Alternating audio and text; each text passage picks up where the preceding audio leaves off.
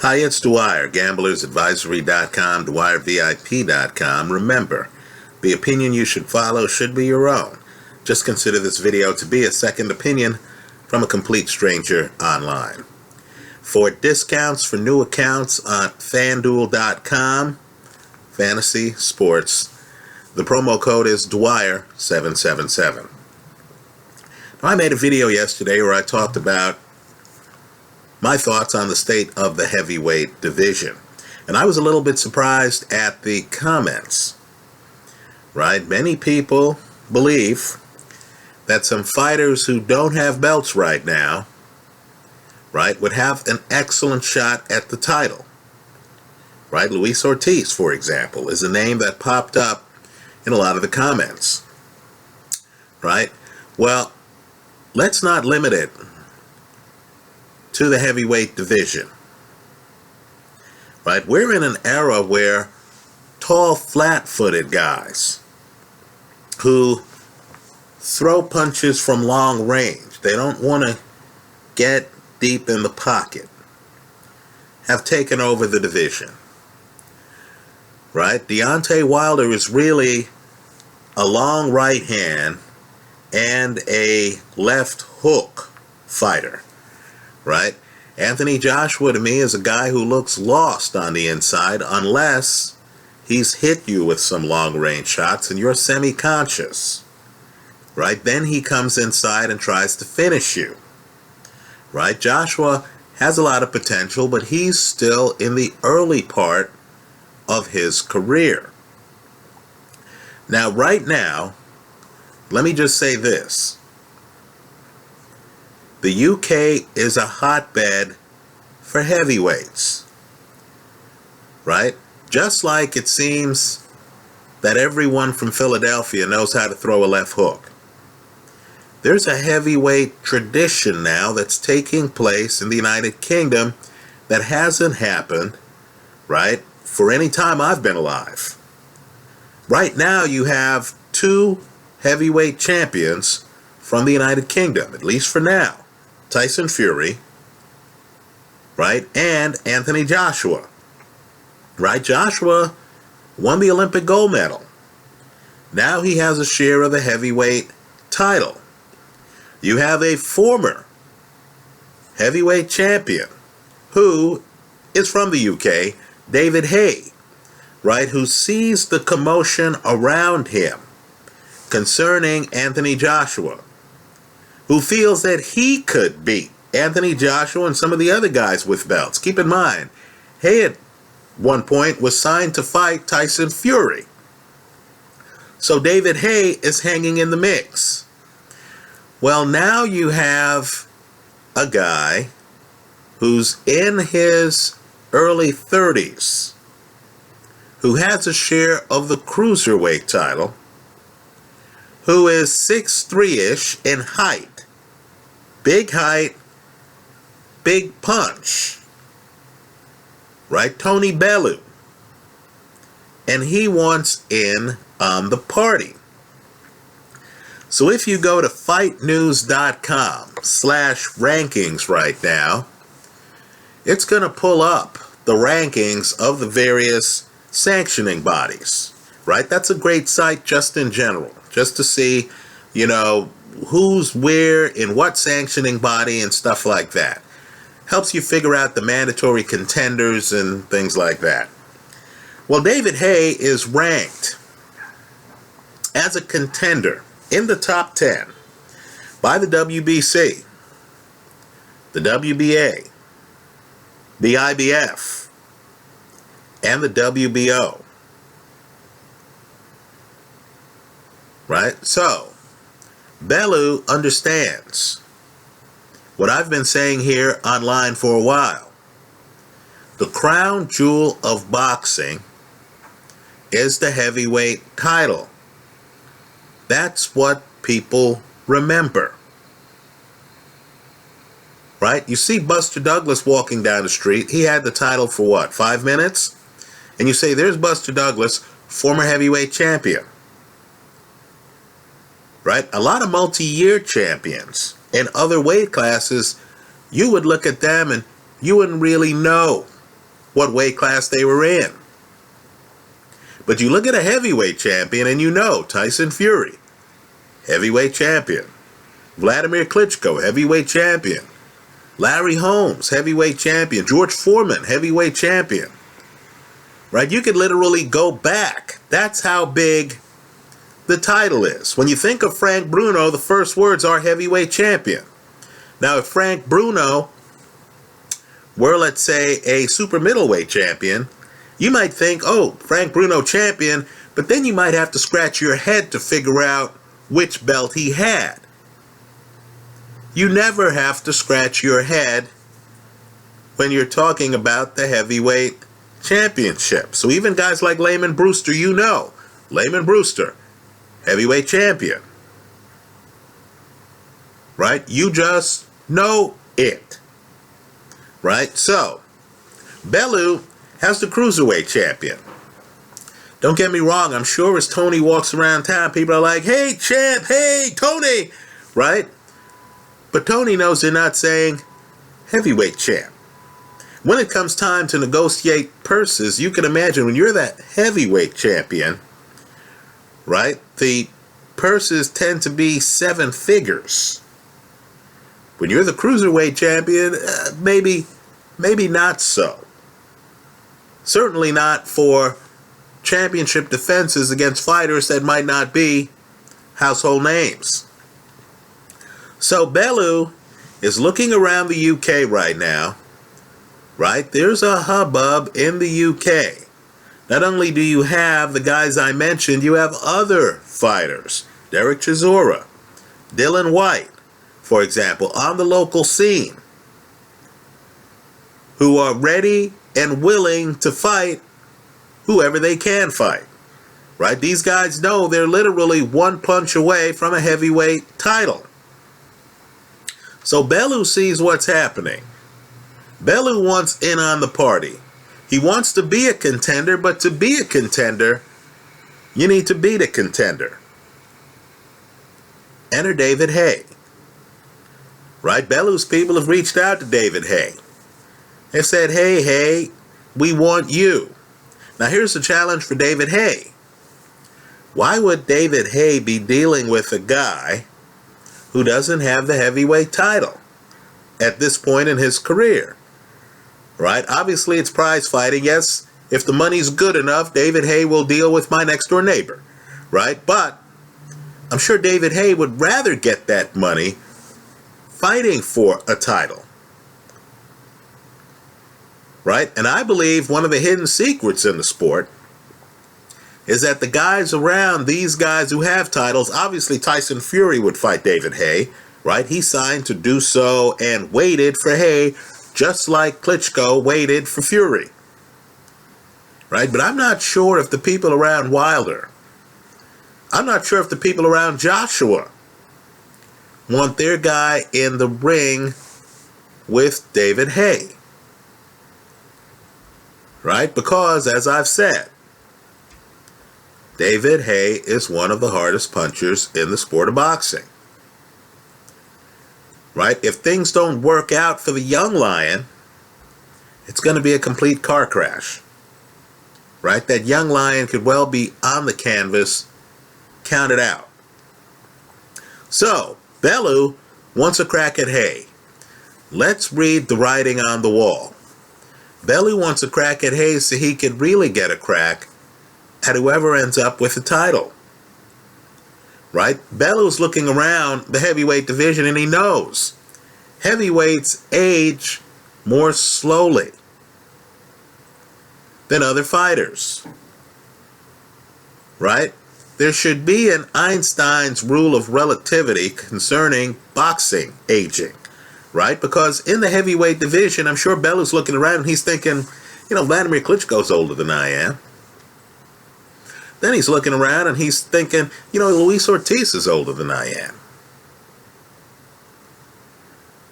Right? Then he's looking further. Guys like David Price, who are supposed to be contenders at heavy, he's in his 30s. Isn't Deontay Wilder, who I still consider to be a bit green, in his 30s? Right? So, pay close attention to that Tony Bellew, David Haye situation, right? Understand, too, that I feel that there is a cruiserweight champion right now who I would take, right? I would personally take over Anthony Joshua. And that's Alexander Usyk, right? Because we're in a flat-footed era, right? It's a flat-footed era, folks. These guys, the current crop of heavyweights, really can't move with you, right? They're so KO heavy. Look at the knockout percentages of Joshua and Wilder, right? They're so KO heavy that I think a mover, a guy like an Ali, would be hard for these guys to find in the ring. Very hard. Now, Anthony Joshua, as I keep saying in video after video, has never gone 12 rounds. Right? If a guy can move behind a jab and timing, right? You know what I mean? Feints, he's landing punches, he's getting out of dodge.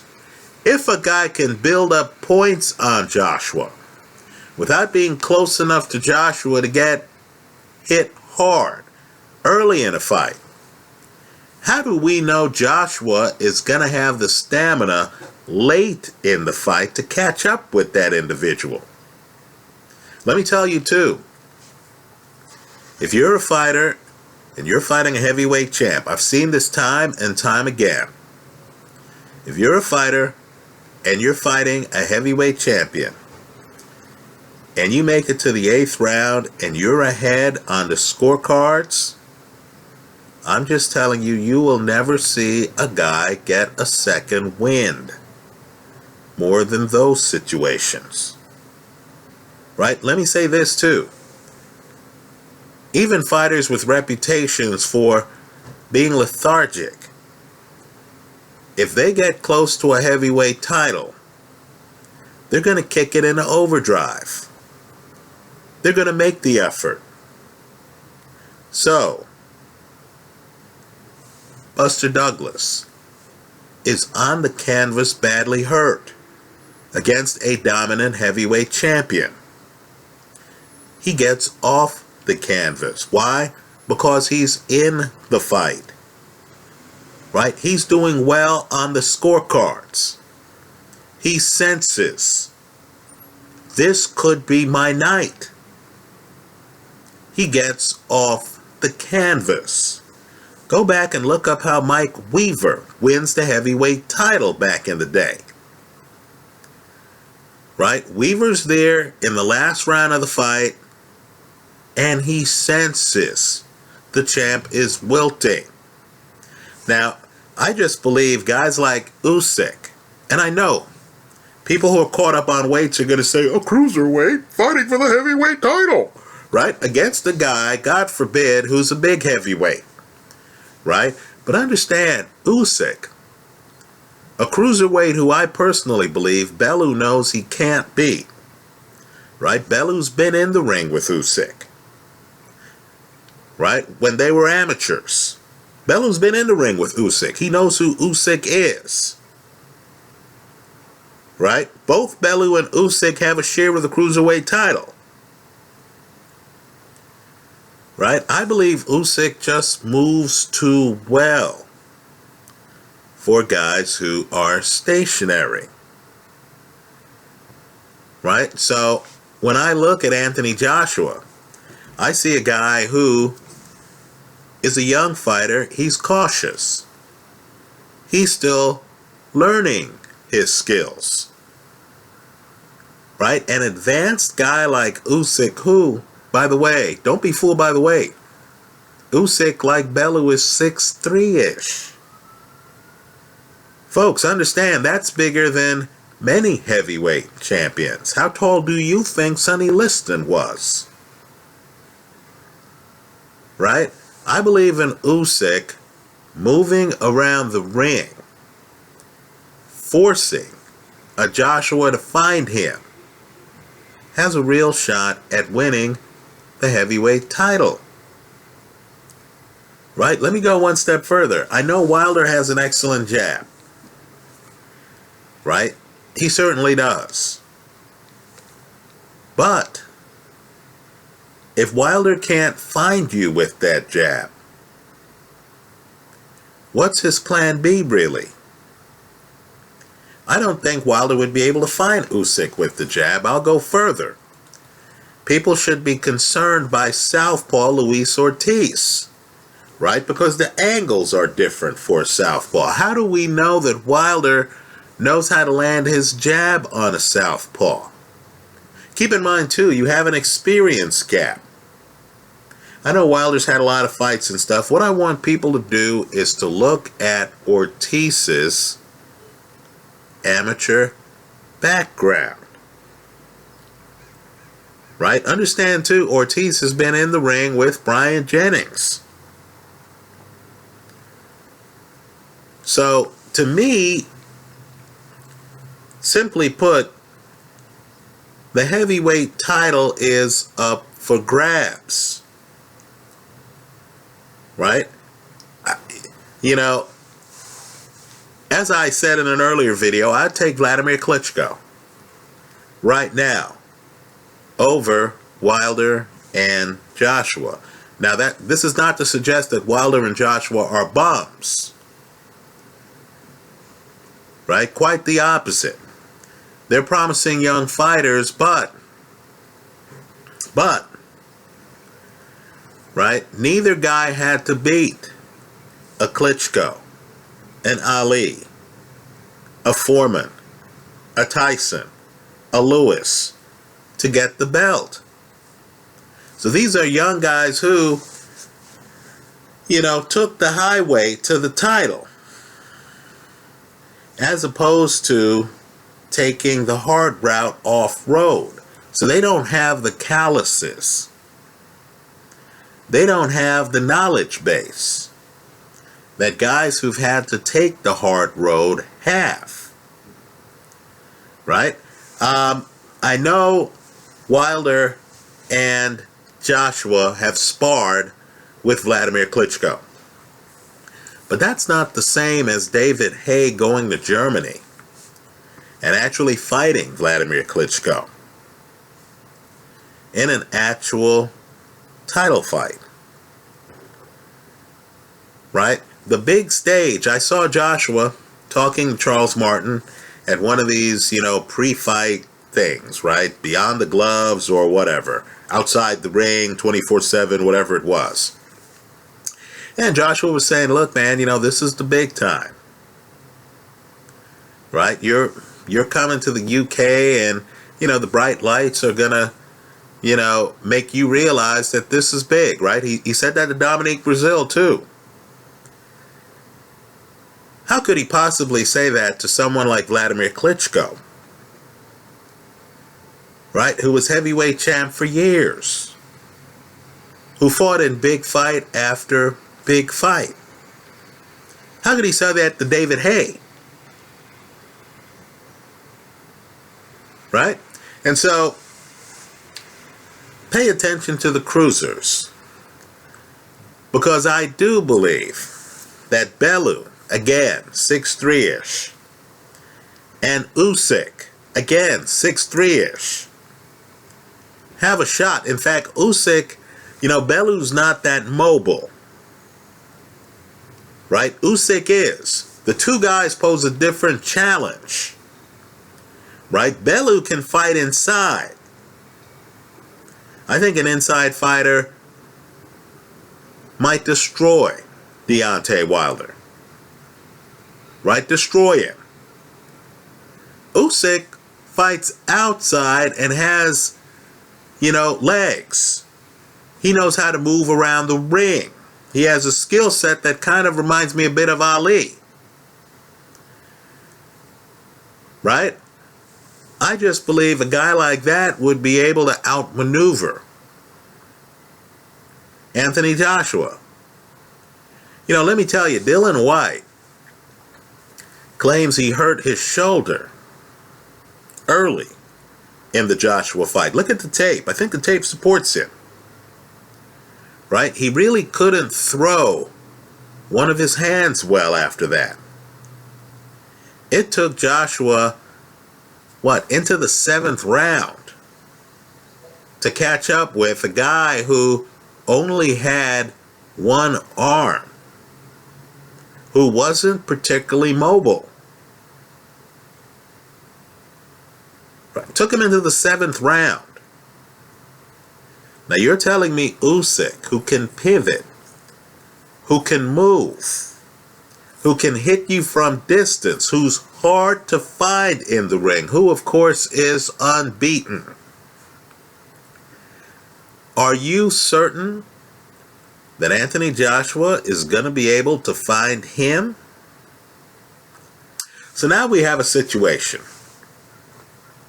where Eddie Hearn, and I believe it's a shrewd move by him, Eddie Hearn wants Joshua to fight Vladimir Klitschko, in part because that's where the big money is. Right? In part because fellow countryman Tyson Fury won his title against Klitschko. And Klitschko now is the ultimate litmus test for British heavyweights. But I believe there's another part to this that no one wants to admit. Right? No one wants to say it publicly. You're the promoter of a guy who has a share of the heavyweight title, who has a big punch, who had huge upside, right? Who can knock anyone out if he lands. That's the key part, if he lands, right? He's one punch away from beating a Vladimir Klitschko. But you sense that he's green, that there's a chance that some of these lesser known guys in the division, Luis Ortiz, and some of the guys outside of the division, right, Usyk, would have a big shot on him. So if you're the promoter, what do? Do you have your fighter fight the fight that's perceived as the easier fight by the public, with the risk of him losing it? And understand, Joshua's in a position where that supposed easier fight's going to be against guys like who? Joseph Parker? The public now, after a while, they'll give a guy a couple of defenses, but after a while, they're going to start to say, hey man, what about these unbeaten guys in the division? Right? If you're not going to fight Deontay Wilder in a unification match, when are you going to give these other guys a shot? Right? Like Luis Ortiz. So Eddie Hearn realizes losing that fight, first off, that fight's not going to make the money Klitschko makes. Losing that fight further is going to drop his fighter off the page. Now, if you fight Vladimir Klitschko, a guy the public knows, right? A brand that is a championship brand. Real fighter. It's a real championship fight if your opponent is Vladimir Klitschko. Right? If Vladimir Klitschko, who Joshua sparred with, beats Anthony Joshua, don't you have more plausible deniability? Number one, you have the big money. Number two, can't you say, you know what? Just what the Canelo people are saying with regard to their fight against Floyd Mayweather. It was too much too soon for us. Right? We were the champion. We fought the tough fights. We fought Klitschko. Right? Forget the other fights he fought. We fought Klitschko. It was too much, too soon for us. You know, Klitschko's what, now in his early 40s? Right? And so then Joshua can continue his career and then say, okay, well, now I'm ready for Vladimir Klitschko. What's Klitschko going to be then? 42? Maybe Klitschko even does a Floyd Mayweather. Maybe he says, fellas, it's been fun. I had my day. I'm out of here. You know, you young lions, take care of the forest, protect boxing's legacy. Maybe he leaves. And then Joshua's reputation is going to be front and center, right? He'll certainly be a guy in the mix for other heavyweight title fights. So I personally believe that Eddie Hearn would prefer, and I'm speculating here, that his fighter fight Vladimir Klitschko rather than have him fight Joseph Parker. Rather than have him fight Luis Ortiz. Rather than have him fight Usyk. Right? You know, fight the elephant in the room. Right? If you win, my goodness, who could doubt you at that point? Right? Even critics of Anthony Joshua would have to concede, look, man, he took out a legit championship level fighter, a multi-year champion. Right? Let's face it, you would look at the Joshua resume and the most impressive line on that resume would be W over Vladimir Klitschko. Right? If he loses, then we're going to say, you know what, he lost to a great fighter. He lost to a guy who is a boxing Hall of Famer. Right? Trust me, there's more risk involved. In my opinion, there's more downside involved for him to fight a worthy guy like a Luis Ortiz than there is for him fighting Vladimir Klitschko. Right? Simply for legacy. As long as Klitschko doesn't run across the ring in the first round, land a right hand, and close Joshua's eyes, keep in mind, though, that we know that's not Klitschko's style. Klitschko, like Joshua, is cautious early. So that fight would go a few rounds. Anyway, that's how I see it. If I'm Tony Bellew, absolutely, I'm not even interested in sticking around the cruiserweight division. I'm going after David Haye. I want box office. Right? If Haye won't fight me, then I'm calling out the heavyweight champions knowing that I have inside skills that Deontay Wilder doesn't have. Right? Tony's already scaled a mountain at cruiser. He knows he has to lose weight to make cruiser. Right? It helped Tony's legacy that a guy he beat just became the light heavyweight champion, Nathan Cleverly. Right? We'll even forgive Tony for his loss to Nathan Cleverly the first time they fought, because Cleverly, of course, has helped his own reputation by beating Bramer. Right? By the way, I took Bramer in that fight. I'll be taking Bramer in the rematch when that happens. Right? So, pay close attention to the heavyweight division. That's where the action is. Right? There were a lot of moving parts. I'm stunned that the Usyk people don't have this young man showing up at every heavyweight fight. Right? This young man should be on the phone calling up and calling out the champs, saying, hey, what about me? He's an Olympic medalist, folks. He's an unbeaten cruiserweight champion.